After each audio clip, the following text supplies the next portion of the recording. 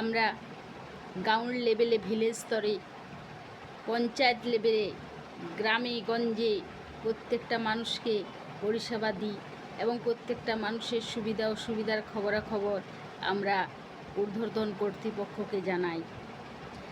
আমরা সরকারের ভিভিডির সাথেও যুক্ত এবং গভর্নমেন্টের পঞ্চায়েত অ্যান্ড রুরাল ডেভেলপমেন্টের সামাজিক যে সমস্ত কাজগুলো সেগুলোও করে থাকি।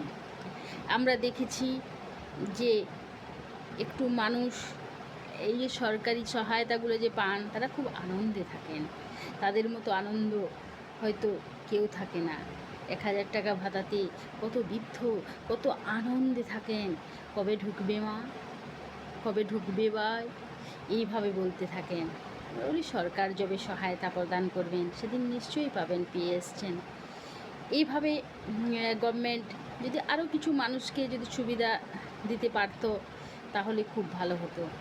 আমরা বিবেচনা করে দেখেছি যে আরও কিছু মানুষের পাওয়ার দরকার আছে, তবে ওটা তো কারো হাত নেই, কেউ তো কিছু করতে পারবে না যতক্ষণ না গভর্নমেন্ট থেকে সার্কুলার বা জিও বার হবে। আমরা ভিভিডিসিতে কাজ করতে গিয়ে দেখেছি, আমরা বিভিন্ন সেন্টারে, বিভিন্ন গভর্নমেন্ট প্রতিষ্ঠানগুলোতে সচেতনতার বার্তা প্রেরণ করি। আমাদের ভিসিডি কর্মী নিয়োগ করা আছে, তাদেরকে আমরা সঠিক সময় বলি এই জায়গাটা এসে স্প্রে করো, ওই জায়গায় নর্দমা আছে, বা বিভিন্ন মানুষদেরকেও সচেতন করা হয়।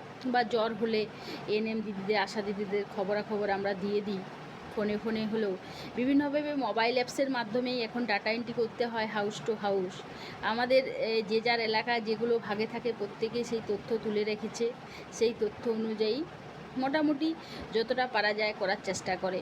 কিন্তু সরকারেরও তো ভাবা দরকার, মানুষ আর কতটুকু পারবে। গভর্নমেন্ট পাশে দাঁড়ালে আরও হয়তো উন্নতর করা যাবে। তো সবারই তো দেখা উচিত পরস্পরকে। গভর্নমেন্ট যদি আরেকটু সহযোগিতা করেন, আরেকটু বেতন কাঠামো বা আরও একটু কিছু সুযোগ সুবিধা প্রদান করেন তাহলে খুব ভালো হয় ভিভিডিসি কর্মচারীদের, যেহেতু এটা গভর্নমেন্টের একটা প্রজেক্ট। তো যতটুকু দেয় একটা মানুষের, যখন সে কর্ম করে সেই কর্মটাকেই সে ভালোবাসে, সে যে যা কর্ম করুক না কেন। Education is the part of life. এখানে বলা হবে যে এটা একটা মাধ্যমিক পাসের কাজ। আমরা তো আমাদের বেশিরভাগই দেখেছি এমএ, বিএড, এমএসসি, আবার অনেক অনেক বিএ পাস তো আছেই কমসে কম। কিন্তু মানুষ তো একটা ছোট্ট কাজ খুঁজছে। বর্তমান পরিস্থিতিতে একটা কাজ পাওয়াই যে মুশকিল হয়ে দাঁড়িয়েছে। এবং জেনারেল লাইনে বিশেষভাবে ডক্টর, ইঞ্জিনিয়ার, নার্সিং লাইনটাতে মোটামুটি এখনও ঠিক আছে, কিন্তু টিচার্স লাইনটাতে এখন জব পাওয়াটা খুবই কষ্টকর হচ্ছে।